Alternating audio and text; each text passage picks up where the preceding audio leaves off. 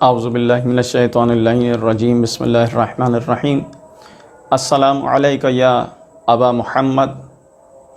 الحسن ابن علی المجتبیٰ علیہ الصلاۃ والسلام۔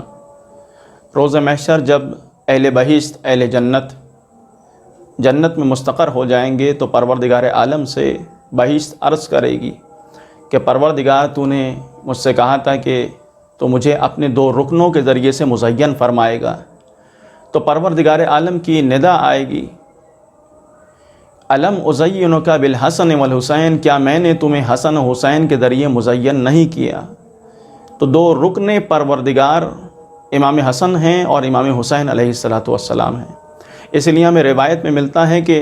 ارشاد ہوا سمی الحسن حسنا لأن بإحسان اللہ قامت السماوات والارض۔ امام حسن مجتبیٰ کا نام حسن اس لیے ہے کہ پروردگار عالم نے اپنے احسان کے ذریعے سے زمین و آسمان کو قائم کیا ہے۔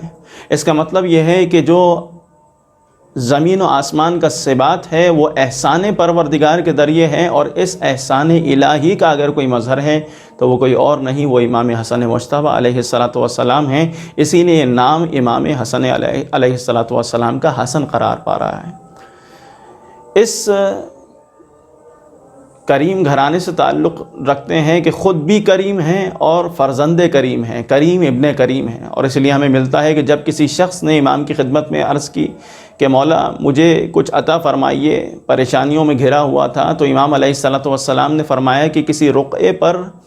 اس درخواست کو اپنی لکھ کر لے کر آؤ، جتنی تمہیں ضرورت ہے اتنا لکھ کر لے کر آؤ۔ لہذا اس نے اس رقعے کو بھیجا امام کی خدمت میں، تو امام علیہ الصلاۃ والسلام نے اس سے دگنا عطا فرمایا۔ یہ ہیں کریم۔ جب کسی شخص نے سوال کیا کہ مولا آپ نے دگنا عطا کر دیا اسے،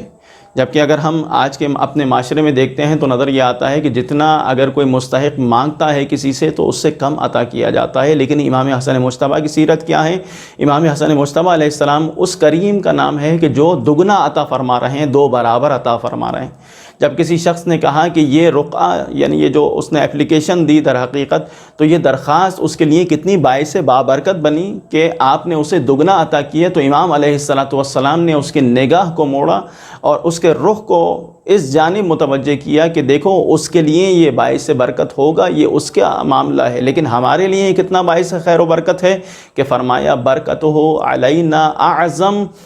حین جعل للمعروف اہلا۔ اس رقعے کی اور اس درخواست کی برکت ہمارے لیے اس سے کہیں بڑھ کر ہے جو اس کے لیے ہیں، اس لیے کہ اس درخواست نے ہمیں نیکی کرنے کا اہل بنا دیا ہے۔ لہذا انسان کوشش کرے کہ یہ امام حسن مجتبیٰ علیہ الصلاۃ والسلام کی سیرت ہے، اگر کوئی مشکل میں انسان سے مدد مانگتا ہے تو امام کی سیرت پر عمل کرتے ہوئے انسان اس سے زیادہ عطا کرنے کی، چاہے کم مقدار میں کیوں نہ ہو، اس سے زیادہ عطا کرنے کی کوشش کرے۔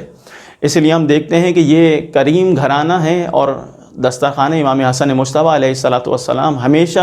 امام کا در کھلا رہتا تھا، اور جو بھی امام علیہ الصلاۃ والسلام کے دسترخوان پہ آتا تھا وہ مستفیض ہوتا تھا، وہاں کھانا کھاتا تھا اور سیر ہو کر امام کے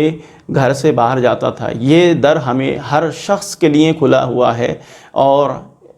اب بھی اگر انسان چاہتا ہے کہ وہ امام حسن علیہ الصلاۃ والسلام کے کرم کو، ان کی نگاہ کرم انسان کی جانب ہو جائے، تو یہی دسترخوان ایک بہترین ذریعہ ہے اور وسیلہ ہے جو ہمارے درمیان مشہور ہے، دسترخوان امام حسن مجتبیٰ علیہ الصلاۃ والسلام کے نام سے۔ انسان اگر اس دسترخوان کو بچھاتا ہے اور فقراء کو، مساکین کو، مستحق افراد کو اس